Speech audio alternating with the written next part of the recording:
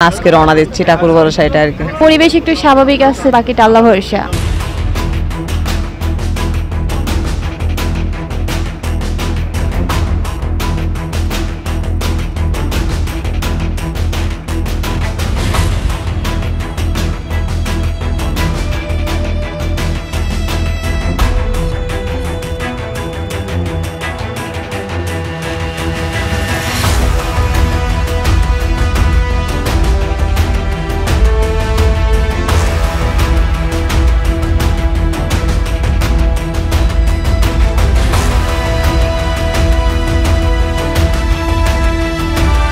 আমরা গেছি ভেলুতে চিকিৎসার জন্য, ওইখান থেকে আসছি এখানে মানে চলে যাওয়ার জন্য বাংলাদেশে। এখানে আসার পর এখান থেকে মানে টিকিট দিচ্ছেন না, মানে গাড়ি চলতেছে না।